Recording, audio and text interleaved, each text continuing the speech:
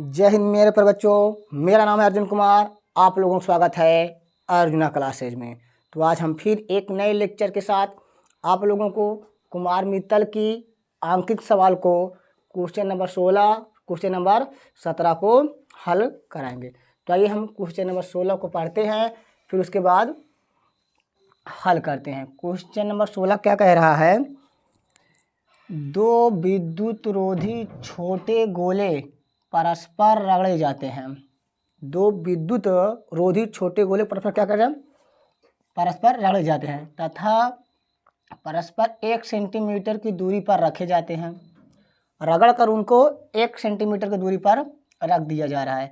यदि ये परस्पर 0.1 न्यूटन के बल से आकर्षित करें, 1 न्यूटन की बल से 0.1 न्यूटन के बल से क्या कर रहे हैं? आकर्षित कर रहे हैं। इसका मतलब क्या हुआ? इसका मतलब यह हुआ कि दो विद्युत रोधी जो छोटे गोले थे, जब उनको मैंने आपस में रगड़ा, क्या रगड़ा और 1 सेंटीमीटर की दूरी पर रखा, तो वे एक दूसरे को क्या कर रहे हैं? आकर्षित करें। इसका मतलब क्या हुआ कि पहले गोले पर पॉजिटिव चार्ज आ गया हो गया कि दूसरे गोले पर नेगेटिव चार्ज, तभी तो एक दूसरे को आकर्षित कर रहे हैं। तो रगड़ने के दौरान एक गोले से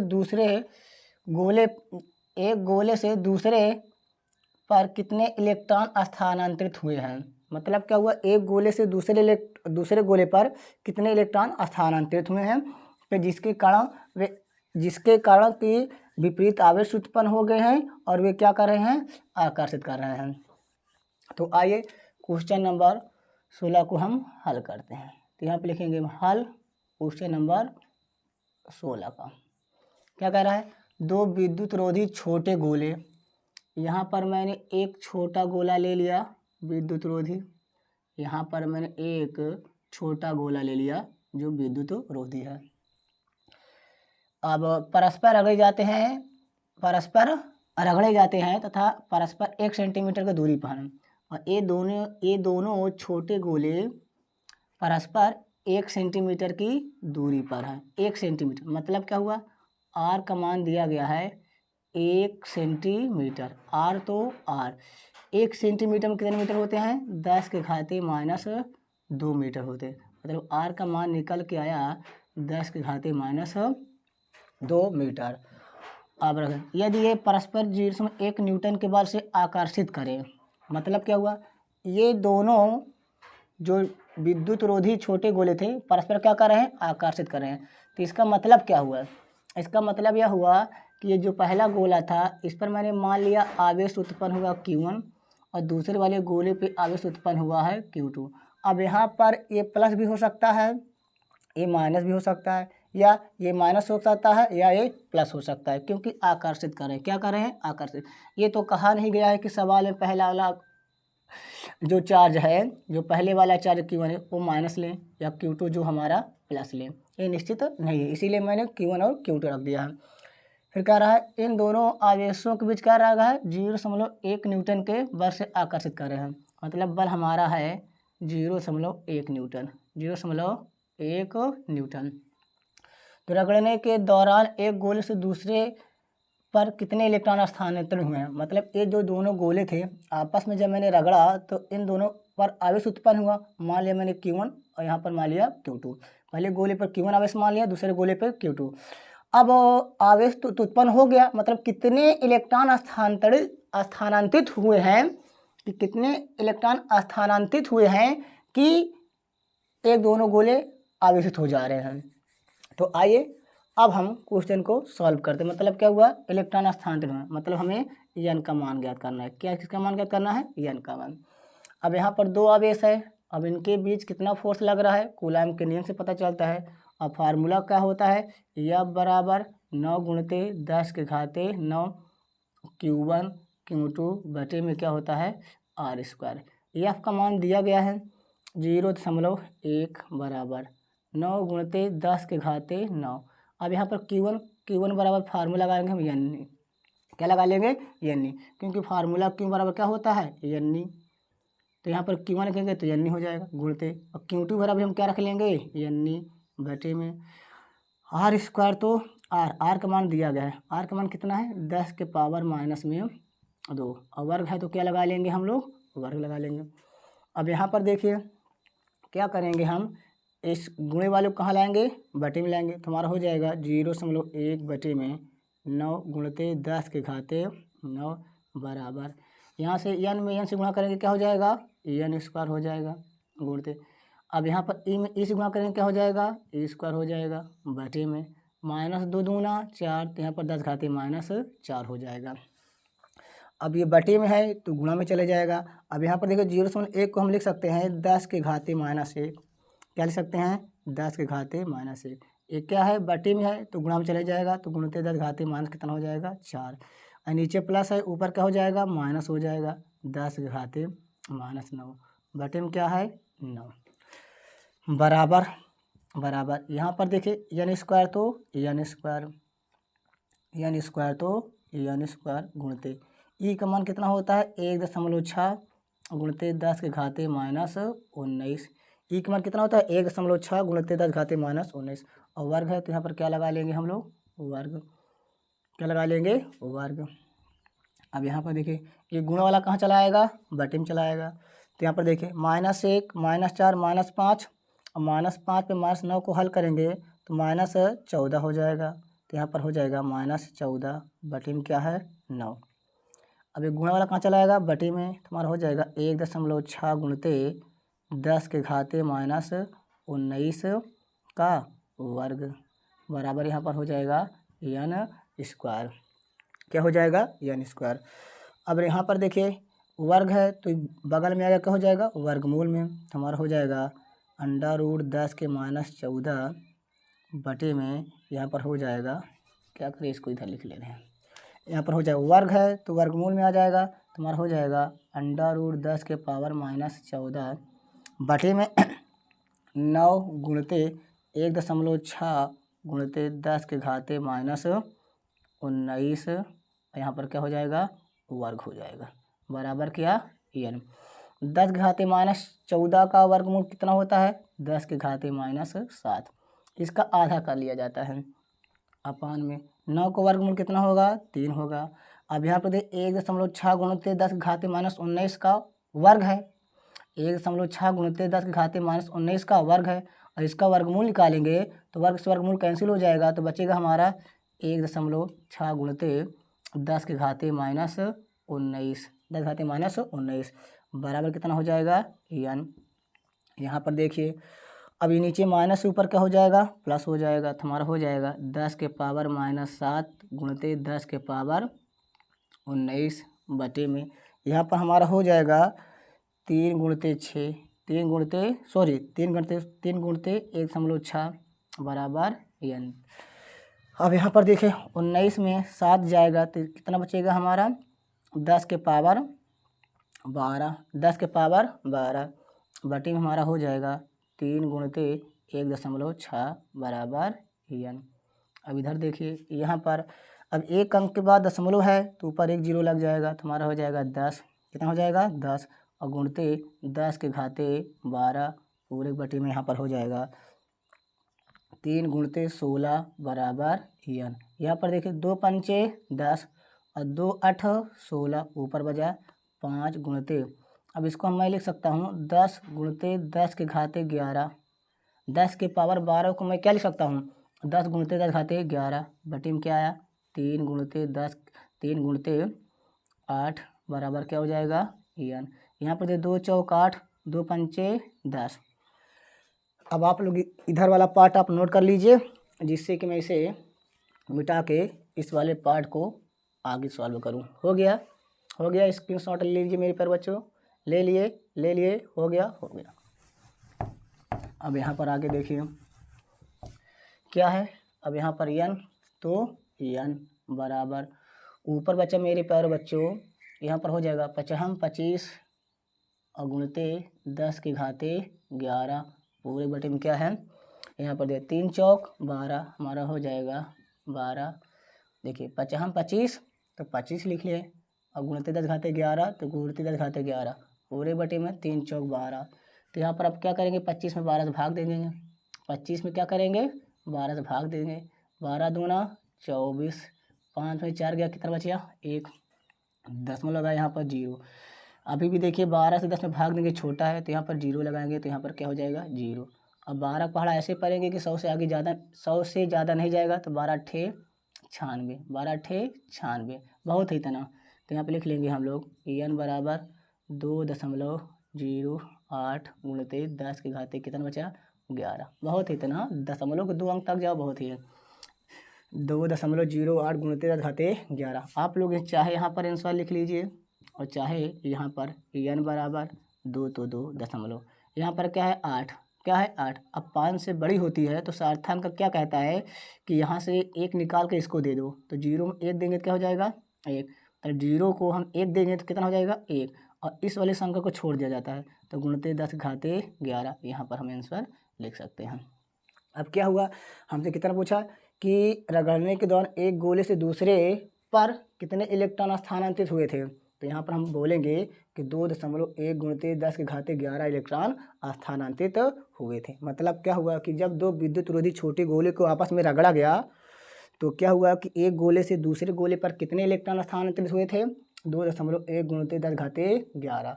तो इस प्रकार क्वेश्चन नंबर 16 भी हमारा हो गया। अब हम क्वेश्चन नंबर 17 को हल करेंगे। तो कृपया करके आप लोग नोट कर लीजिए। हम उम्मीद ऐसा करते हैं कि आप लोग नोट कर चुके होंगे। अब हम क्वेश्चन नंबर 17 को हल कराएंगे। क्वेश्चन नंबर 17 को क्वेश्चन हल कराने से पहले हम क्वेश्चन को पढ़ेंगे, क्योंकि क्या हुआ कि क्वेश्चन को पढ़ने से हमें पता चल जाता है कि कौन सा मान दिया गया है और कौन सा मान निकालना है और कौन सा फार्मूला लगाना है। तो यहाँ पर लिखेंगे हल क्वेश्चन नंबर 17 का। 17 क्या कह रहा है, +2 माइक्रोकूलम तथा +6 माइक्रोकूलम के 2 बिंदु आवेश। यहाँ पर मैंने एक बिंदु आवेश ले लिया Q1 और यहाँ पर मैंने एक बिंदु आवेश ले लिया Q2। अब यहाँ पर क्या हुआ कि पहला वाला आवेश दिया गया है प्लस में 2 माइक्रोकूलम, कितना दिया है प्लस में 2 माइक्रोकूलम। दूसरा वाला कितना गया प्लस में 6 माइक्रोकूलम, दूसरा दिया गया 6 माइक्रोकूलम। फिर क्या कह रहा है, 2 बिंदु आवेश परस्पर 12 न्यूटन के बल से प्रतिकर्षित करते हैं। भाई जाहिर सी बात है यहाँ पर प्लस है यहाँ पर प्लस है, तो मतलब क्या ये दोनों आवेश एक दूसरे को क्या करेंगे प्रतिकर्षित करेंगे, क्या करेंगे प्रतिकर्षित करेंगे। फिर कह रहा है कितने बल से 12 न्यूटन के बल से। यहाँ पर फोर्स कितना दिया गया है 12 न्यूटन, कितना दिया गया है 12 न्यूटन। फिर क्या कह रहा है, यदि इन आवेशों में से प्रत्येक को -4 माइक्रोकूलम का आवेश और दे दिया जाए तो अब बल कितना होगा।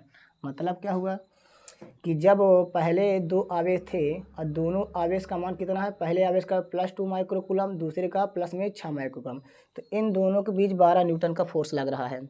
अब क्या कहा सवाल क्या कह रहा है कि यदि हम पहले आवेश को -4 माइक्रोकूलम का और आवेश दे दें और Q2 को हम -4 माइक्रोकूलम का आवेश दे दें तो इन दोनों के बीच कितना फोर्स लगेगा, यही हमसे पूछ रहा है। तो आइए अब हम क्वेश्चन को सॉल्व करते हैं। तो यहाँ पर देखिए क्या करूँगा मैं, यहाँ पर लिखूँगा Q1 तो Q1, यहाँ पर 2 तो 2, माइक्रोकूलम में कितने कूलम होते हैं 10 के घाते -6 कूलम। तो Q1 का मान हमारा आ गया 2 गुणित 10 के घाते -6 कूलम। अब Q2 को भी इसी प्रकार हम सॉल्व कर लेंगे। Q2 तो Q2, 6 तो 6, एक माइक्रोकूलम में कितने कूलम होते हैं 10 के घाते -6 कूलम। तो यहाँ पर Q2 का मान भी पता चल गया। अब 2 आवेशों के बीच कितना फोर्स लग रहा है कूलम के नियम से पता चलता है। फार्मूला क्या है, F बराबर 9 गुणित 10 के घाते 9। यहाँ पर लिख लेंगे Q1 Q2 बटे में R²। F का मान कितना दिया गया है 12, तो 12 बराबर 9 गुणित 10 के घाते 9।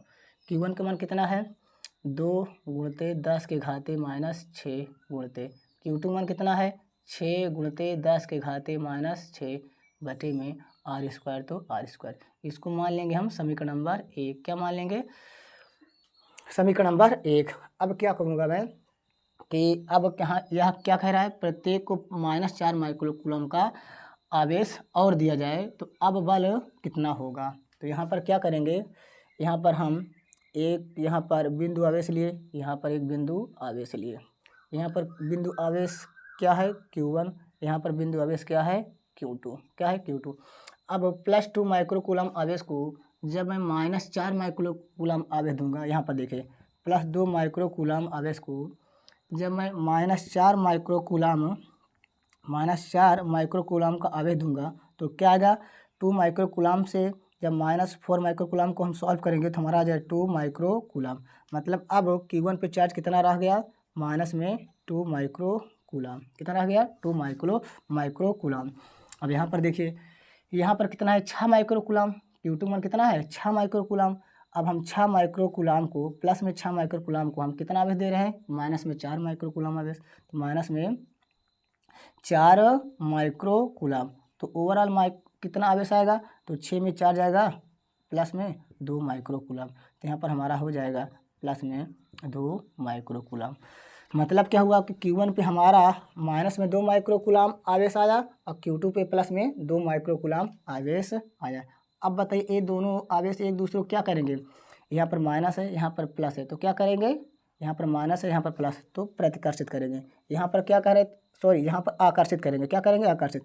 यहाँ पर माइनस है यहाँ पर प्लस है, तो क्या करेंगे, आकर्षित। यहाँ पर देखिए प्लस है यहाँ पर प्लस है, तो क्या कर रहे थे, प्रतिकर्षित। मतलब पहले वाले स्टेटमेंट में बल जो आया था वो हमारा कैसा था, प्रतिकर्षण बल था। यहाँ पर जो बल निकल के आएगा वो क्या हो जाएगा, आकर्षण बल। यदि यहाँ पर प्रकृति पूछ ले कि बल की प्रकृति क्या होगी, तो जवाब में क्या देंगे, आकर्षण, क्योंकि यहाँ पर माइनस है यहाँ पर क्या है, प्लस है।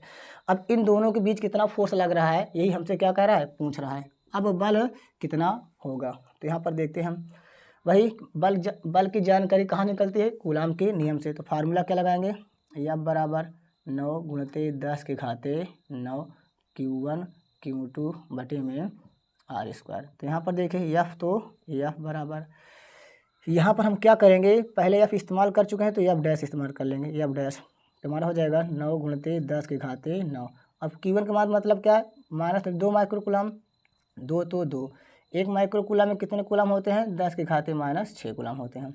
Q2 कितना है, प्लस में 2, तो कहें 2 गुणित 1 माइक्रोकूलाम में कितने कूलाम होते हैं, 10 के घाते -6 कूलाम बटे में क्या है R²। इसको नाम दे देंगे हम समीकरण नंबर 2। क्या दे देंगे, समीकरण नंबर 2। अब हम क्या करेंगे, समीकरण 1 में समीकरण 2 से भाग दे देंगे। तो यहाँ पर लिखेंगे हम समीकरण 1 में समीकरण 2 से भाग देने पर, समीकरण 1 में समीकरण 2 से भाग देने पर, समीकरण 1 में समीकरण 2 से भाग देने पर। तो यहाँ पर हम भाग देंगे कहाँ पर, चलिए हम क्या करते हैं, इसको मिटा देते हैं, क्योंकि भाग देंगे तो भाग क्या होगा, थोड़ा सा बड़ा हो जाएगा और यहाँ पर आ नहीं पाएगा। तो आप लोग नोट कर लिए होंगे, नोट कर लिए तो मिटा दे 1 2 3। यहाँ पर हम क्या करेंगे, अब 12 यहाँ पर है तो 12 बटे में क्या हो जाएगा, यहाँ पर F डैश हो जाएगा, यहाँ पर F डैश बराबर, यहाँ पर कितना है 9 गुणित 10 के घाते 9 और यहाँ पर 2 गुणित 10 के घाते -6 गुणित 10 के घाते -6 बटे में क्या है R², पूरे बटे में हो जाएगा। यहाँ पर बराबर ऐसे लगा लेंगे। अब यहाँ पर हो जाएगा बराबर, यहाँ पर 9 गुणित 10 के घाते 9 गुणित 10 के घाते 9, फिर क्या है 2 गुणित 10 के घाते -6 गुणित 2 गुणित 10 के घाते -6 बटे में क्या है R², क्या है R²। तो यहाँ से क्या करेंगे, देखिए R² से R² कैंसिल हो जा रहा है, 9 से 9, ये इससे गया, ये इससे गया, ये इससे गया और ये इससे गया, तो बचा हमारा क्या ओवरऑल, यहाँ पर 12 और नीचे क्या बचा F डैश। यहाँ पर कितना बचा, ऊपर 6 बचा, नीचे क्या बचा 2। तो यहाँ पर हो जाएगा, यहाँ पर 2 से इसमें गुणा कर देंगे तो हमारा हो जाएगा 12 गुणित 2। अब इससे इसमें गुणा कर देंगे तो हमारा हो जाएगा 6 गुणित F डैश, गुणा कहाँ चला जाए बटे में, तो 12 गुणित 2 बटे में कितना हो जाएगा 6, 12 में कितना हो जाएगा F डैश। यहाँ पर 6 दूना 12, तो बचा क्या हमारा 2 गुणित 2 बराबर F डैश, क्या बचा F डैश, तो 2 दूना 4, तो मतलब F डैश का मान कितना आ गया 4। अब बल का मात्रा क्या होता है? न्यूटन। बल का मात्रा क्या होता है? न्यूटन। बल का मात्रा क्या होता है? न्यूटन। यही हमारा क्या है? आंसर। मतलब जब हम पहले आवेश को -4 माइक्रोकूलम का आवेश दिए और दूसरे आवेश को -4 माइक्रोकूलम का आवेश दिए, तो वहाँ पर जो आकर्षण बल आ रहा था, तो कितना बल आ रहा था, कितने न्यूटन का फोर्स लग रहा था वहाँ पर? 4 न्यूटन का। तो इस प्रकार देखा जाए तो क्वेश्चन नंबर 16 और क्वेश्चन नंबर 17 हम सॉल्व करा चुके हैं। यदि आप लोगों को समझ में नहीं आया है तो कृपया करके आप कमेंट करके ज़रूर से ज़रूर पूछ लिएगा, कि जिससे कि हम नेक्स्ट वीडियो में इन क्वेश्चन का सोल्यूशन बेस्ट तरीके से आपके पास डिलीवर करते रहें। तो सबसे पहले आप लोग मेरे प्यारे बच्चों, आप तो वीडियो देख ले लेते हैं मगर लाइक करना भूल जाते हैं, तो कृपया करके आप लोग ज़रूर से ज़रूर लाइक कर दीजिए और अपने प्यारे मित्रों के पास शेयर भी कर दीजिए, कि जिससे कि क्या हुआ कि वे बच्चे भी कुमार मित्तल के आंकिक सवाल को बेस्ट मेथड से सॉल्व करना सीख जाएं। तो आप लोग पढ़ते रहिए। All the very best.